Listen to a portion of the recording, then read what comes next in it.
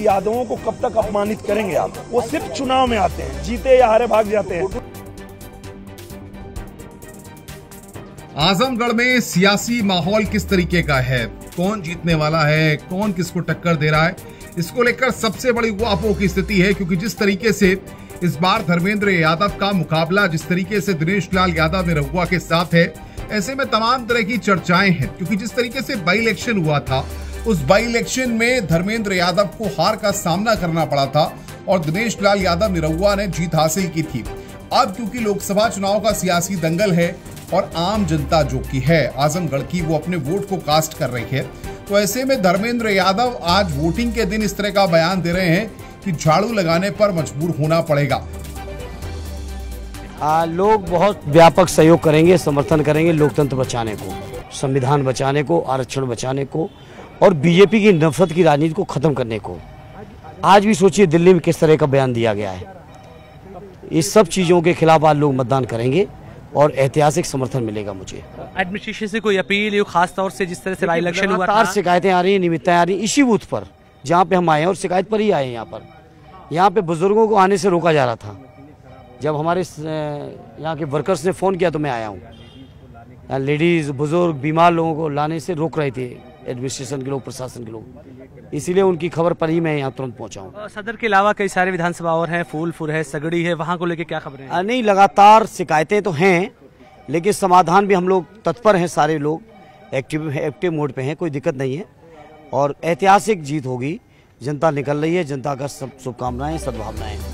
तो अब सवाल यहाँ पर यह है कि दिनेश लाल यादव पर जो निशाना साधा गया है, वो भी इसका पलटवार जरूर कर रहे हैं। वो कह रहे हैं जो इनका यहाँ पर कुछ नहीं है, जो यहाँ पर रहते तक नहीं है, वो कैसे आम जनता के दिलों में जगह बना पाएंगे।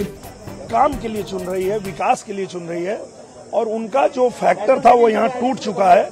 वो सिर्फ चुनाव में आते हैं, जीते या हारे भाग जाते हैं। गुड्डू जमाली कोई फैक्टर है समाजवादी पार्टी को उन्हें लाना पड़ा अपनी तरफ? वो देखिए क्या है कि गुड्डू जमाली को आगे करके और दुर्गा यादव जी को धक्का देते हैं मंच पे, उनको अपमानित करते हैं, तो पूरा आजमगढ़, पूरा पूर्वांचल ये कह रहा है कि यादवों को कब तक अपमानित करेंगे आप। और जब इसी आजमगढ़ से हार के जाएंगे तो आपको पता चलेगा कि आजमगढ़ के यादव, पूर्वांचल के यादव अपने दम पे जीत के और सदन जा सकते हैं। असली यादव निरहुआ है या असली यादव धर्मेंद्र यादव है, क्योंकि आप उन्हें नकली यादव कहते हैं?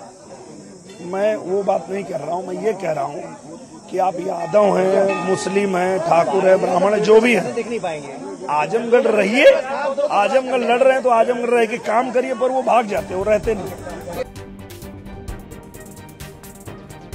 कि आजमगढ़ क्योंकि तमसा नदी के किनारे बसा हुआ है, जिसका अपना खुद का एक इतिहास है, वहां पर क्योंकि एमवाई समीकरण हो या जातिगत समीकरणों के इर्द गिर्द जो सियासत घूमती है, उस सब में कैसे इस बार धर्मेंद्र यादव की राह आसान हो पाएगी या दिनेश लाल यादव निरहुआ जो है, जिनके लिए तमाम रैलियां, तमाम सभाएं वहां पर हुई हैं, वो जनता का भरोसा जीत पाएंगे, ये देखना काफी दिलचस्प होगा। और फाइनल जब फिगर्स, वोटिंग परसेंटेज सामने आएगी, तब तस्वीर और साफ हो पाएगी कि आखिर कितने फीसद वोट हुआ है और वो वोटिंग परसेंटेज आजमगढ़ की जो सियासी परिस्थितियां हैं, जो political game plans political parties के द्वारा तैयार किए गए हैं, उसमें कितनी फिट बैठती है।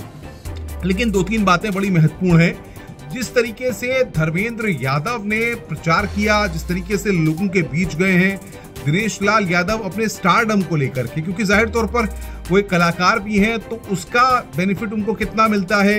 और साथ ही साथ क्योंकि आजमगढ़ की जो पूरी लोकसभा क्षेत्र है, उसमें जो विधानसभा क्षेत्र भी आते हैं, वहां पर कई जगहों पर समाजवादी पार्टी के विधायक जीते हुए हैं, तो उसका प्लस पॉइंट कितना मिलता है। और क्या फीवर था कि बाई इलेक्शंस में वो फीवर नहीं क्रिएट हो पाया समाजवादी पार्टी के पक्ष में और भारतीय जनता पार्टी ने वहां से जीत हासिल कर ली। तो ये सारे ऐसे प्लस पॉइंट हैं जो कहीं ना कहीं आम जनता के जहन में हैं।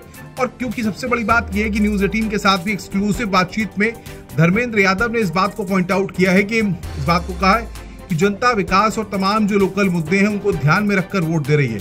तो सवाल सबसे बड़ा ये है कि क्या लोकल फैक्टर्स यानी स्थानीय मुद्दे और जाति का जो अंगणित है वो इस बार कहीं ना कहीं प्रभावी तौर पर किसी न किसी राजनीतिक दल को फायदा पहुंचा सकता है।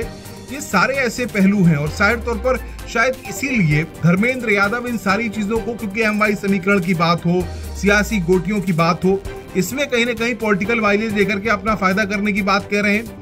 लेकिन कुछ भी हो, दोनों ही दलों के जो नेता हैं, चाहे दिनेश लाल यादव निरहुआ को सुन ले, चाहे धर्मेंद्र यादव को सुन ले, जो बयान अब सामने आ रहे हैं, अब जनता वोट कास्ट जरूर कर रही है। शाम को वोटिंग के जो परसेंटेज है वो भी क्लियर सामने आ जाएंगे। लेकिन ये जरूर है कि आजमगढ़ का सियासी दंगल इस बार किसी के लिए आसान होने वाला नहीं है और धर्मेंद्र यादव भी पूरी ताल ठोक करके मैदान में डटे हुए हैं। जिस तरीके से प्रयोग किया गया कि उनको एक बार फिर से जो आजमगढ़ के सियासी दंगल में उतारा जाए, क्योंकि अमूमन धर्मेंद्र यादव का जो डिवाइड एरिया माना जाता था या प्रभावित क्षेत्र माना जाता था, उसको बदायूं के तौर पर गिनाया जाता था और बदायूं से पहले शिवपाल यादव का नाम आया, फिर आदित्य यादव को उम्मीदवार तौर पर बनाया गया। लेकिन यहाँ पर अब आजमगढ़ के सियासी दंगल में जो नेट टू नेट की फाइट है, वो फाइट यहाँ पर काफी दिलचस्प हो गई है धर्मेंद्र यादव के बीच में और साथ ही साथ दिनेश लाल यादव निरहुआ के बीच में। यानी कि यादव वर्सेस यादव की फाइट है और आपसी पलटवार का दौर भी है। ऐसे में फैसला जनता कर रही है और देखना ये होगा कि 4 जून को जनता का जनमत सामने आता है, उसमें कौन जीतता है, कौन किसको मात देता है और किसके सिर पर जीत का सेहरा बनता है। नमस्कार।